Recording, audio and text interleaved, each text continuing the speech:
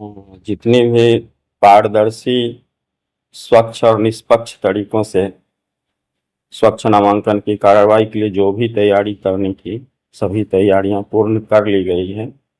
इस बार पहली बार हो रहा है कि पूरे बिहार में यूएचएफ आरएफआईडी टेक्नोलॉजी से गृहरक्षक के स्वच्छ नामांकन हेतु शारीरिक दक्षता की जांच परीक्षा ली जा रही है और इसमें किसी भी स्तर पर मैनुअल इंटरवेंशन की कोई संभावना नहीं है, पॉसिबल ही नहीं है कि कोई उसमें उसके सिस्टम में प्रवेश कर चुके हैं।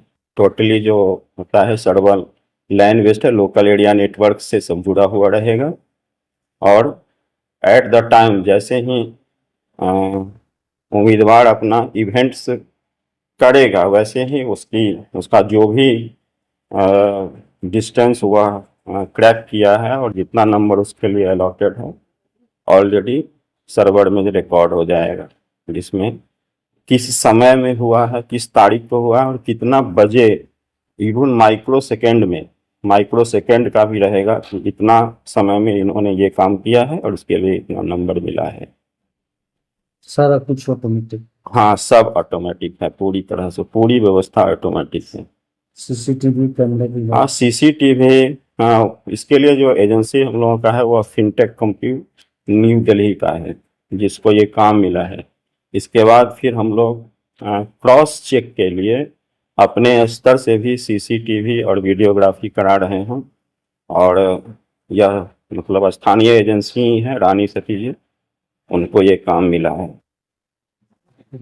क्या है, कब से शुरुआत हुई? 30 तारीख से शुरू होगी। प्रथम दिन हम लोगों ने 700 बच्चों का एडमिट कार्ड इशू किया है जी।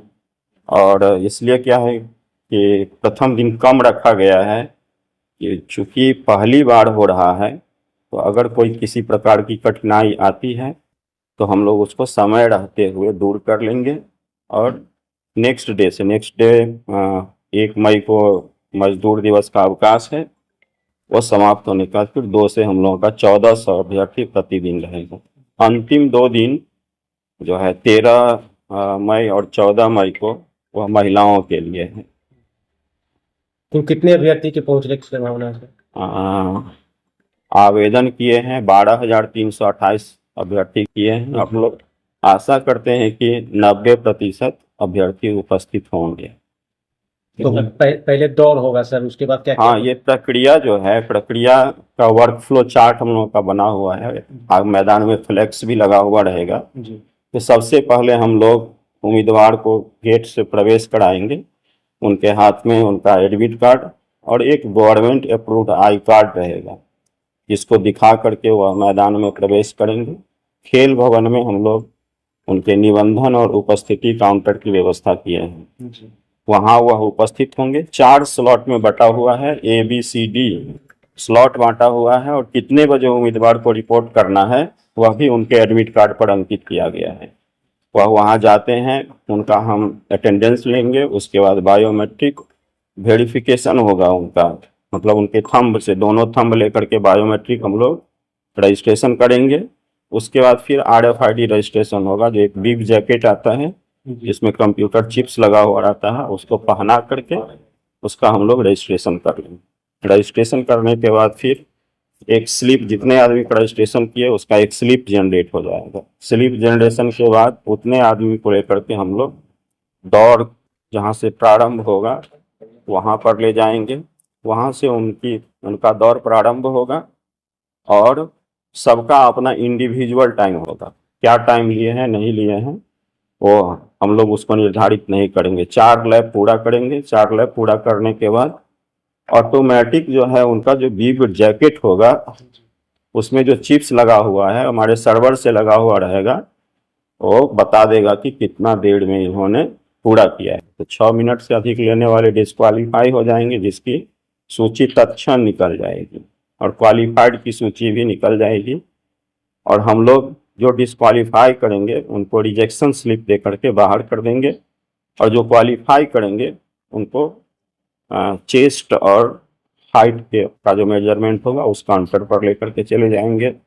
वहीं से उनका एक पेट सीट जनरेट होगा जो हाइट एंड चेस्ट पर जाएगा। उसके बाद गोला ये हाई जंप पर जाएगा लंबी कूद पर जाएगा, गोला फेंक पर जाएगा, और फिर री बायोमेट्रिक वेरिफिकेशन काउंटर जहाँ रहेगा, जो हम एश्योर हो सकें कि जिस विद्यार्थी को मैंने दौड़ाया था वही बाद में सभी इवेंट्स पूरा करके निकल रहे हैं। वहाँ री बायोमेट्रिक वेरिफिकेशन काउंटर पर हम लोग उस पेट सीट को रिसीव कर लेंगे और पूरी प्रक्रिया जो है वह, और जहाँ हाइट और चेस्ट में भी डिस्क्वालीफाइंग कर रहे हैं, जी जी।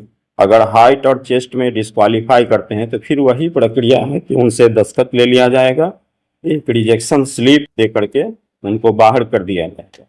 अगर उनको डाउट होता है कि नहीं मेरे साथ गलत हुआ है, गलत मेजरमेंट हो गया है, तो उसके लिए अपील डेस्क की व्यवस्था है, वहाँ वो अपील करेंगे, जहाँ पर पुनः उसका जो मेजरमेंट होगा, अगर उसमें वह क्वालिफाई कर जाते हैं तो आगे भाग लेने दिया जाएगा, अगर नहीं करते हैं तो रिजेक्शन स्लिप उनके पास है ही, उन्हें बाहर कर दिया जाएगा।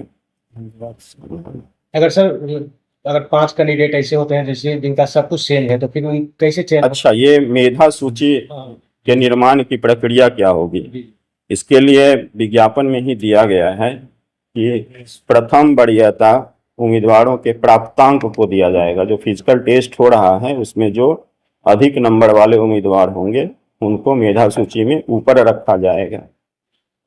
अगर 2 उम्मीदवार या 2 से अधिक उम्मीदवारों का प्राप्तांक समान हो जाता है, वैसी परिस्थिति में जिस उम्मीदवार का आयु अधिक होगा उसको मेधा सूची में ऊपर रखा जाएगा। अगर दोनों समान हो जाता है, ऐसी भी मतलब स्थिति आती है कि प्राप्तांक भी समान, उम्र भी समान, तो हम लोगों का जो बेस है एजुकेशनल क्वालिफिकेशन वह इंटरमीडिएट रखा गया है, तो उसमें जिनको अधिक अंक होगा उसको मेधा सूची में ऊपर रखा जाएगा। अगर तीनों बराबर हो जाता है, ये भी कंडीशन होता है कि अगर तीनों बराबर हो गया तब हम लोग हिंदी का वर्णमाला है उस पर जाएंगे, उसके नाम से जिसका नाम वर्णमाला में पहले होगा उसको मेधा सूची में ऊपर रखा जाएगा, ऐसा नियम है। जैसे सपोज करिए कि किसी का नाम अभय है और किसी का नाम हर्ष है, तो स्वाभाविक है कि अ से शुरू होगा अभय, ह से शुरू है हर्ष, और ऊपर का तीनों जो है दोनों को बराबर है, तो हम लोग अभय को मेधा सूची में ऊपर रखेंगे। यही प्रक्रिया है।